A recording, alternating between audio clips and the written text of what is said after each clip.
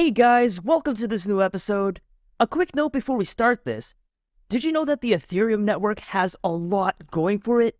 It's decentralized, reliable, supports smart contracts written in a programming language familiar to many crypto developers, and is home to a thriving decentralized finance industry. However, Ethereum is also slow and expensive to use and will only remain so if users opt to move to another blockchain, like Solana, Phantom, or Avalanche, or until planned Ethereum upgrades speed things up within the next couple of years. While we wait for the Ethereum upgrades to catch up, a new fix for the scaling solutions is starting to pop up. These are pieces of software that sit on top of the base layer of a blockchain, in this case, Ethereum, to speed things up. Arbitrum is one such scaling solution, and it's become a popular venue for Ethereum users to complete their transactions. Today, we would be looking into the Arbitrum project. We would explain what it does, how it works, some key setbacks, and its tokenomics. But before we dive into Arbitrum, guys, please like this video and help us get it to as many people as possible. And if you like tech and Web3 content, then subscribe to this channel. We have amazing videos you would love to see. So, without further ado, let's get right into it. What exactly is Arbitrum? It's like the superhero of the Ethereum blockchain. It swoops in to make everything faster, cheaper, and more efficient. Think of it like the Flash, but for blockchain transactions. While Ethereum manages a mere 14 transactions per second, Arbitrum races ahead at 40,000 transactions per second. Transactions cost several dollars to complete on Ethereum, while they cost about 2 cents on Arbitrum. Plus, Arbitrum also supports the Ethereum Virtual Machine, or EVM, meaning that Ethereum DeFi developers can integrate their decentralized applications, also known as dApps, with Arbitrum without having to make any modifications. Furthermore, Arbitrum was created by Off-Chain Labs, and the company has raised about $120 million in a Series B funding round in September 2021. So, you might be wondering how Arbitrum works to achieve this speed. Well, think of it this way. Arbitrum is like a secret underground tunnel that connects to the Ethereum mainnet. This tunnel is called a Rollup, and it allows for thousands of transactions to be processed at lightning speed. To put it into perspective, imagine you're trying to buy a ticket to a sold-out concert. The Ethereum mainnet is like the line of people waiting to buy tickets, and it can take forever to get out to the front. But with Arbitrum's Rollup tunnel, it's like you have your own VIP entrance. You get your ticket in no time, and you're ready to rock out. But wait, what is Rollup? A rollup is a type of data compression technique for blockchain transactions. It involves rolling up transactions into a single transaction. The benefit of this is that a blockchain only needs to process a single transaction, the rolled up one, instead of confirming each individual transaction contained within the rollup. This saves time. Since multiple transactions are confirmed at once, you don't have to wait until the blockchain gets around to your transaction. And in return, this saves money, since the blockchain only has to confirm the one transaction. If this is still confusing, let's use an analogy to explain it. Think of a roll-up technique as a baker who needs to make a large batch of cookies. Instead of baking one cookie at a time, which would take forever, the baker decides to use a rolling pin to make a long sheet of cookie dough. Then, the baker cuts the sheet into smaller pieces and bakes them all at once in the oven. Now, imagine that each piece of cookie dough represents a transaction on the blockchain, and the oven is the network that processes the transaction. The traditional way of processing transactions on the blockchain is like baking one cookie at a time, which is slow and inefficient.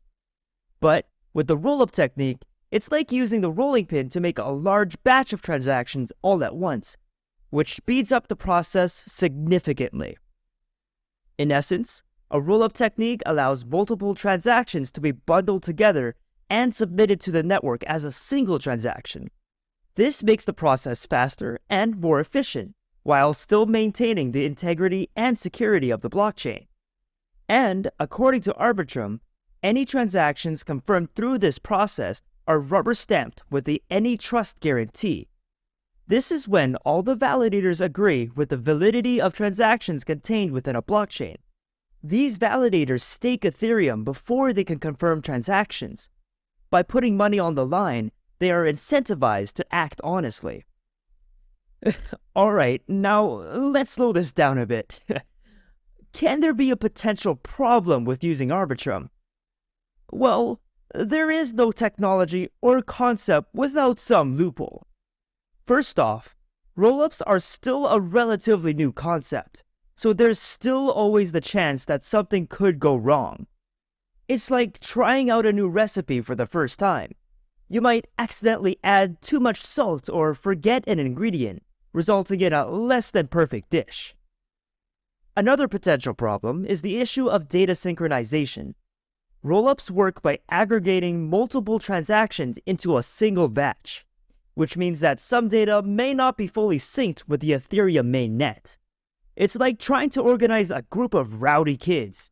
Some might not listen or follow the rules, resulting in chaos and confusion. Lastly, there's the question of network congestion. Rollups can help alleviate some of the congestion on the Ethereum network, but they're not a silver bullet.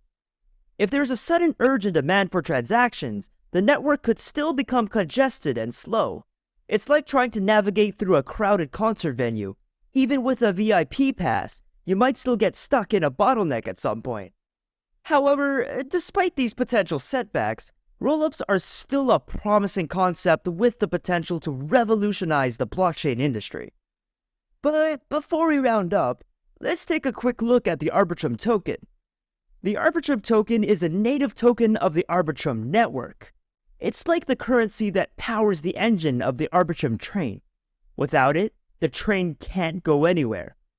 One of the primary use cases of the Arbitrum token is as a means of payment for using the Arbitrum network.